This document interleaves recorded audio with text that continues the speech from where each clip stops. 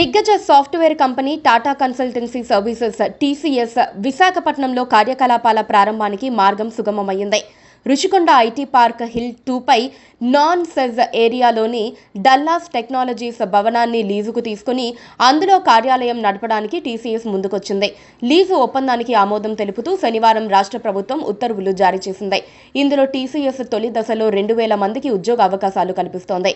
ఆ తర్వాత మరింత విస్తరిస్తుంది. విశాఖపట్నం ఐటీ కేంద్రంగా అభివృద్ధి సాధిస్తున్నప్పటికీ పెద్ద కంపెనీలు లేకపోవడం లోటుగా ఉండేది. దీనిపై ప్రత్యేకంగా దృష్టి సారించి టాప్ 10 కంపెనీలు వచ్చేలా చేస్తామని ఐటీ మంత్రి నారా లోకేష్ గతంలో ప్రకటించారు. ఆ మేరకు టీసీఎస్ ప్రతినిధులను విశాఖకు ఆహ్వానించారు.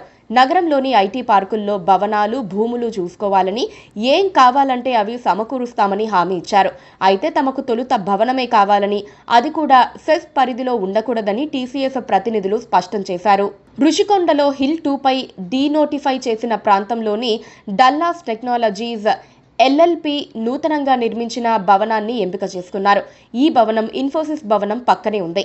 డల్లాస్ టెక్నాలజీస్ కంపెనీకి ఏపీఐఐసి 2016లో హిల్ 2పై 7,774.90 చదరపు మీటర్ల భూమిని కేటాయించింది.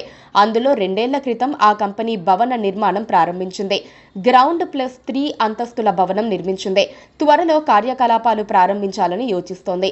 అందులో 1,400 మంది వరకు పనిచేసుకోవచ్చు.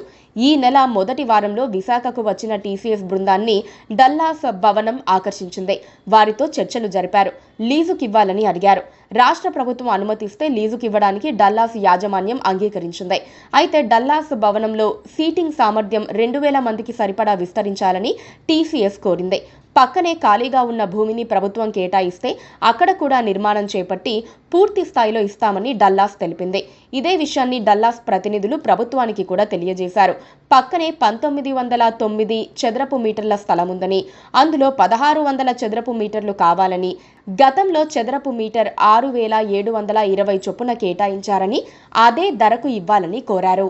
భవనం వెనుక సెట్ బ్యాక్స్ విషయంలో కొంత మినహాయింపు ఇవ్వాలని అభ్యర్థించారు.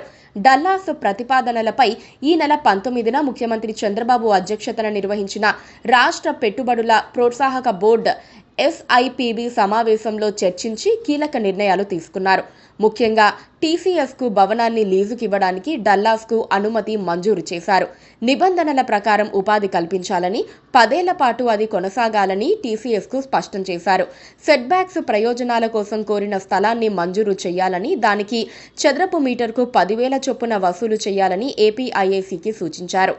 పురపాలక, పట్టణాభివృద్ధి శాఖ తక్షణమే భవనాన్ని పరిశీలించి నిబంధనల ప్రకారం కార్యకలాపాలు ప్రారంభించుకోవటానికి ఆక్యుపెన్సీ సర్టిఫికెట్ జారీ చేయాలని ఆదేశించారు. విశాఖపట్నానికి వస్తోన్న తొలి మెగా ఐటీ కంపెనీ కాబట్టి అది త్వరగా ప్రారంభం కావటానికి అవసరమైన అన్ని రకాల పనులు పూర్తి చేసుకోవటానికి ప్రభుత్వ శాఖలన్నీ సహకరించాలని పరిశ్రమల శాఖ కార్యదర్శి యువరాజ్ ఆయా శాఖలకు ఉత్తర్వులు జారీ చేశారు. సింగిల్ డెస్క్ పోర్టల్ 2.0 ద్వారా అనుమతులు ఇవ్వాలని సూచించారు. Please subscribe to KTV Telugu. KTV Telugu. KTV Telugu channel.